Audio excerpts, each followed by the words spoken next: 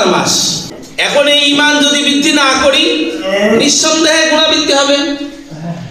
যেমন হাদিসের মধ্যে আসছে, এর আগে আমি বলেছি যে রমজান মাস, কেউ যদি রমজান মাসে রোজা না রাখে তাহলে তার কয় ধরনের গুনাহ হবে? 2 ধরনের গুনাহ হবে। প্রথম নম্বর গুনাহ হচ্ছে ওই ব্যক্তিটা রমজান মাসে রোজা না রাখার কারণে আল্লাহ তাআলার হুকুম লঙ্ঘন করেছে। কার হুকুম? আল্লাহ তাআলার হুকুম লঙ্ঘন করার কারণে তার কবিরা গুনাহ হবে। এটা ফরজ বিধান। কি বিধান? ফরজ বিধান কেউ যদি না পালন করে তার আমলনামায় কি গুনাহ লেখা হয়? কবিরা গুনাহ, সগীরা গুনাহ নয়।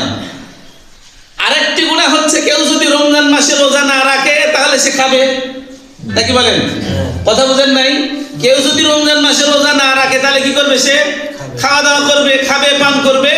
এই একজন রোজাদার ব্যক্তি সামনে যদি কেউ খায় আর পান করে তাহলে রমজান মাসের সাথেও বেয়াদবি করা হবে, রোজাদারের সাথেও বেয়াদবি করা হবে।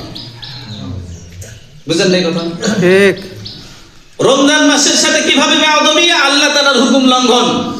আল্লাহ তাআলা বলছেন কুতিবা আলাইকুমুস সিয়াম, যে আমার ঈমানদার সম্প্রদায়, যারা আমার উপর ঈমান এনেছো, যারা ঈমানের উপর অটল অবিচল আছো, তোমাদের জন্য পূর্ণ 1 মাসকে আমি রোজা তোমাদের জন্য ফরজ করে দিয়েছি। সুবহানাল্লাহ। এই রোজা যদি না রাখে তাহলে আল্লাহ তাআলার বিধান লঙ্ঘন হবে। পাশাপাশি সে যদি খায় আর পান করে তাহলে রোজার সাথে বেয়াদবি করা হবে, রোজাদারের সাথেও বেয়াদবি করা হবে।